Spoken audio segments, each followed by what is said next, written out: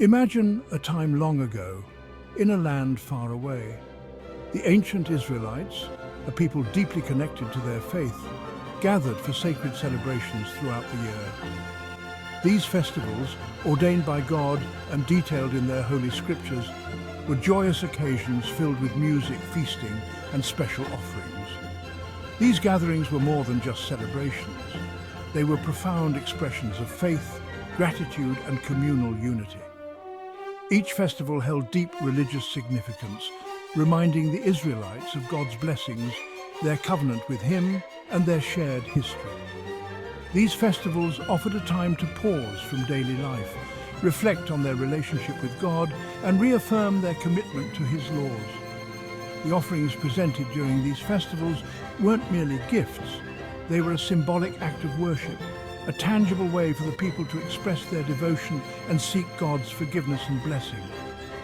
The intricate details of each festival, including the specific types and quantities of offerings, were meticulously laid out in their sacred texts, demonstrating the importance of obedience and reverence in their worship. The Festival of Trumpets, observed on the first day of the seventh month, marked the beginning of a holy period in the Israelite calendar. It was a day set aside for reflection, repentance, and remembrance, a time to take stock of one's life and seek spiritual renewal. The sound of the shofar, a ram's horn trumpet, pierced the air, serving as a powerful symbol of awakening and a call to return to God. Numbers 29 outlines the specific offerings required on this day, a comprehensive list that underscores the day's solemnity and significance.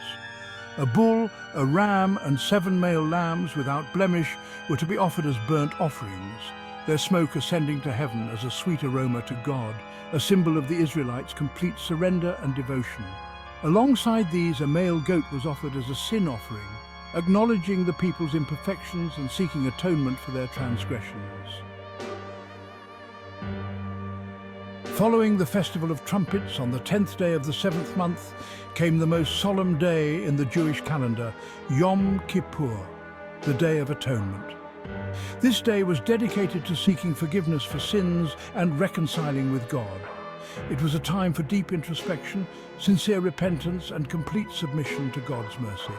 The Day of Atonement was a stark reminder of human fallibility and the need for God's grace. The offerings for this day, as detailed in Numbers 29, were more extensive than any other festival, emphasizing the gravity of the occasion. A bull, a ram, and 7 male lambs were offered as burnt offerings, symbolizing complete dedication and surrender to God. 2 male goats were also presented. One goat was sacrificed as a sin offering for the Israelites, its blood sprinkled on the Ark of the Covenant, symbolizing the cleansing of their sins. The second goat, designated as the scapegoat, was symbolically laden with the sins of the people and sent into the wilderness, signifying the removal of their transgressions. Following the Day of Atonement came a time of joyous celebration. Sukkot, the Festival of Shelters. This 7-day festival, beginning on the 15th day of the 7th month, commemorated the Israelites' 40 years of wandering in the wilderness after their exodus from Egypt. The festival served as a vivid reminder of God's protection and provision during their time of hardship and transition. During Sukkot, the Israelites were commanded to live in temporary dwellings called Sukkot, huts made of branches and leaves.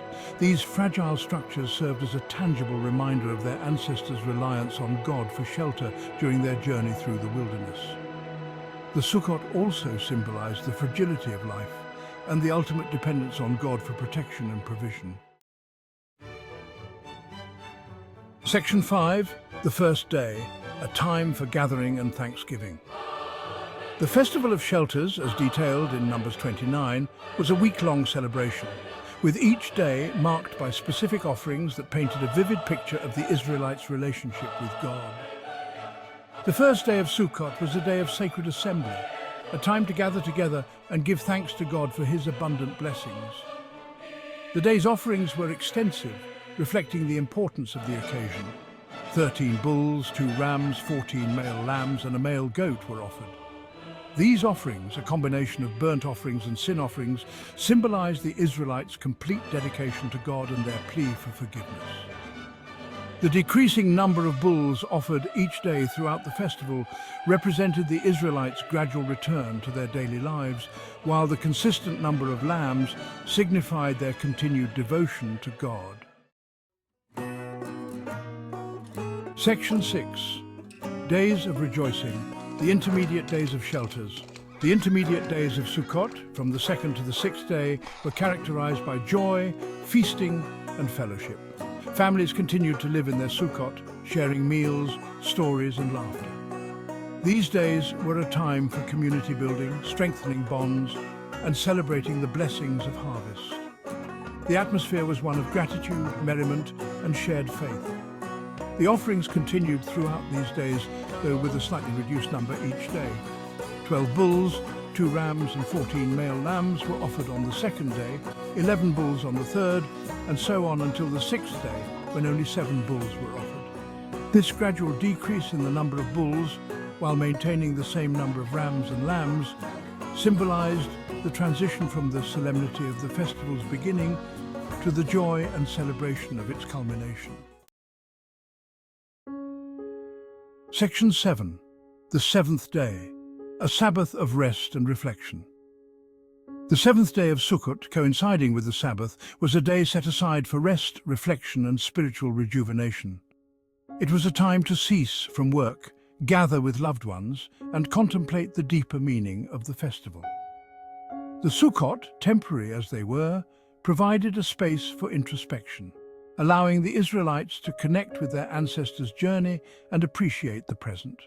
The offerings for this Sabbath day differed from the previous days, reflecting its sacred nature. While the number of bulls decreased to 7, signifying the conclusion of the festival week, the number of rams and lambs remained constant at 2 and 14 respectively.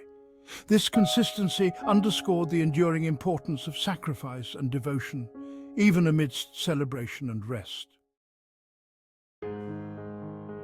Section 8, the 8th day, a solemn assembly. The Festival of Shelters culminated in a final day of solemn assembly, a day to reflect on the festival's lessons and transition back to daily life. This 8th day, while not technically part of Sukkot, was closely associated with it and marked the end of the fall festival season. It was a time to express gratitude for the blessings received, seek forgiveness for any shortcomings, and renew one's commitment to God's covenant.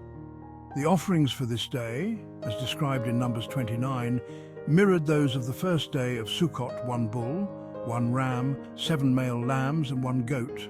This repetition emphasized the cyclical nature of the liturgical year and the ongoing need for atonement and dedication. The 8th day served as a bridge between the sacred time of the festival and the ordinary time of daily life, reminding the Israelites that their covenant with God extended beyond the festival season and into every aspect of their lives. Section 9, Offerings of Unity, building community through worship. The intricate system of offerings during the festivals described in Numbers 29 served a multifaceted purpose. Beyond their religious significance, these offerings played a crucial role in fostering community and strengthening social bonds. The act of gathering, preparing the sacrifices, and participating in the rituals fostered a sense of shared identity and purpose among the Israelites. The offerings, particularly the peace offerings, often involved communal meals, providing opportunities for people of different backgrounds and social standings to come together in fellowship. The distribution of the sacrificial meat among the priests and the offerers ensured that even the less fortunate members of society could partake in the blessings of the festivals. These shared meals transcended social barriers, reinforcing the idea of equality and unity under God. Section 10, A Legacy of Faith, the enduring significance of ancient rituals. The ancient Israelite festivals, with their elaborate offerings and rituals, may seem distant and irrelevant in today's world. However, the principles underlying these ancient practices hold timeless significance. These festivals remind us of the importance of setting aside time for reflection, gratitude, and connection with the divine. They underscore the power of community, the significance of shared rituals, and the enduring need for forgiveness and reconciliation. While the specific forms of worship may have evolved, the human longing for connection, meaning, and purpose remains constant. The festivals described in Numbers 29 offer a glimpse into a time when faith was woven into the fabric of everyday life. A time when rituals served as powerful reminders of God's presence and provision.